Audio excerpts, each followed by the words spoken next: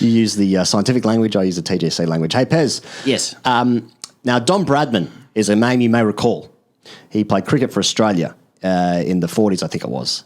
Now, his childhood pitch could be lost, apparently, to some housing development. Yeah. Have you come across this story? I have. This is a report in the ABC with great...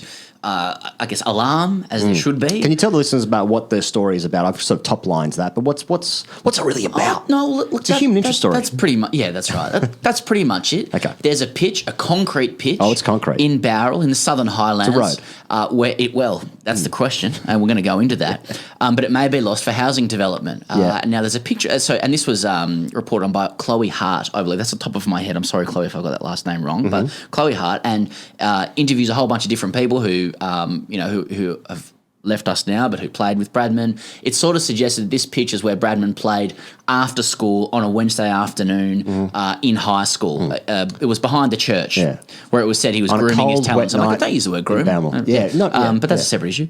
And so they've now heritage listed this because some property developers want to come in and, of course, build units, make a lot of money, capitalist society, etc. Yes. Capitalism versus Bradman, what are we going to do? So, what we want to answer... What's more important? Well, the Bradman Museum is, you can have your cake and eat it too, is what I'm trying to say.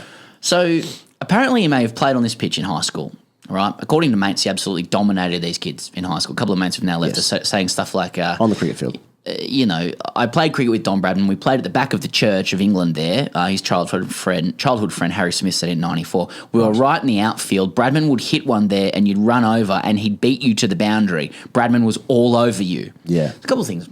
Big gun on there. Is Bradman chasing the ball to the boundary? Is he? Yeah. I mean, he mustn't. This guy's 94 when he's talking about this, so he's just saying he's all over us. And isn't his name just Harry Smith? Harry Smith. Harry Smith. Harry Smith. Yeah. He's just a bloke. Yep. Doing his best. So the thing about this is, firstly, you have a look at this pitch, right? Yeah. And give the grass around it a mow if you care about it that much. Yeah, exactly. I agree. Any danger of a fucking snipper? Yeah. Anyway, how much do you care about it? So there's that. Yeah. Give it a fucking... I mean, Bradman never went aerial. So if you can actually reproduce it, he wouldn't have hit boundaries with the way that grass is. So there's firstly, give it a fucking mow. I need to show... I think maybe for our YouTube audience, I might post a picture of what this pitch looks like because it's a fucking disgrace. It's the most, like, unkept... Like, think of, like, what your balls might look like before Manscaped. Yes. We were not promoting this week. I lost my cord and I had to write into them. And then I found it. It was my son hit it. I've done this with a Manscaped ad. It's not a Manscaped ad. Yeah. But if you are a sponsor, that's the sort of love you're going to get.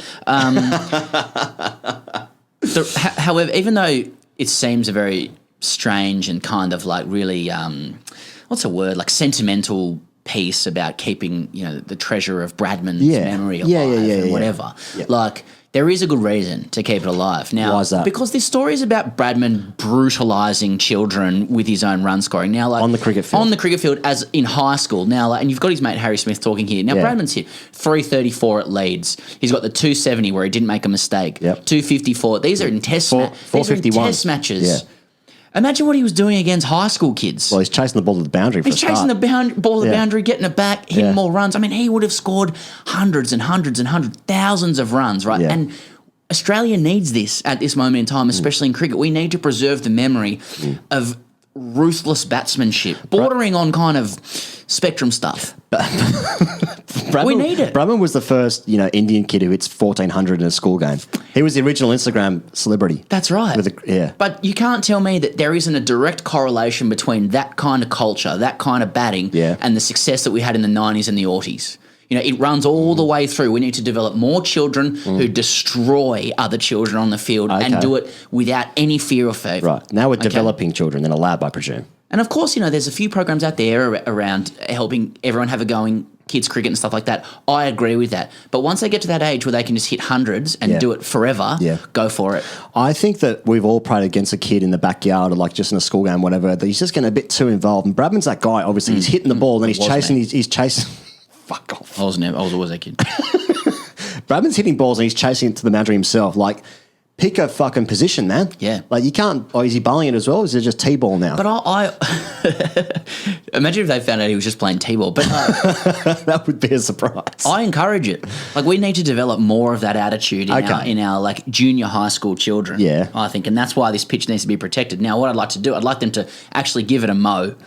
We need more of this in our batting. Like it's a site of cultural significance for this reason. Like if anyone's batting is struggling, you could actually do tours to this. You could see like rather than the Australian team going to Gallipoli, they just go to this ground. They go to Barrel. And they'd be told stories of Bradman dominating limp-wristed juniors. Yes. It's like the empty library, the bibliothèque in Berlin, the sculpture with an empty bookcase underground where we're commemorating Nazi book burning and the perils of that. We could do tours of that, of Bradman's ground. This is what you want to preserve.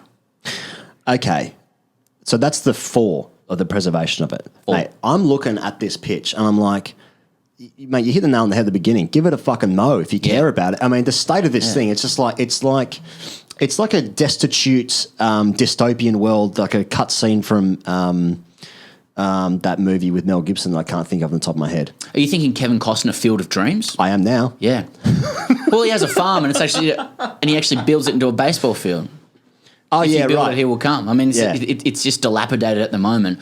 Make a ground out of it. Get some holograms going. Get a few kids to actually pretend they were Bradman. Do a few shows, I just looking at this thing, I was just like, that's just someone's old backyard. I don't care if Bradman played in this concrete thing. It's like, it's just a strip of this. It looks terrible. I don't give a fuck. Think of the people that can live there, move into the community, celebrate Bradman as a whole, Think of the money that could be made as well. But the money can be made by going to the Bradman Museum, bring more people into the community. They go to the Bradman Museum, not just buy a shirt. And we do some shows down there. It's very corporate comms. It's like, well, what we're going to do is we're going to build high-rise apartments. Many people will live there. The profits will then partly be reinvested back into grid clubs, where we'll make great facilities. I didn't say that. They keep the profits themselves. Fuck distributing.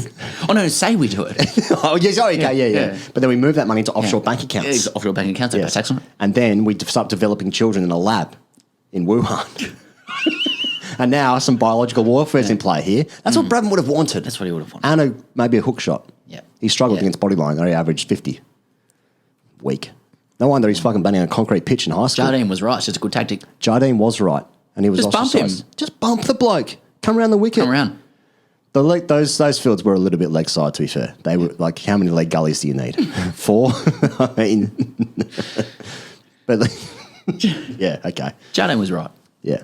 So that's our take on Bradman. That's it. That's the take. I just think fucking, I don't know, whatever. If they're going to preserve it, just do a little bit with it. Do it up. Put a little bit of lipstick on it. Yeah. Okay. Okay.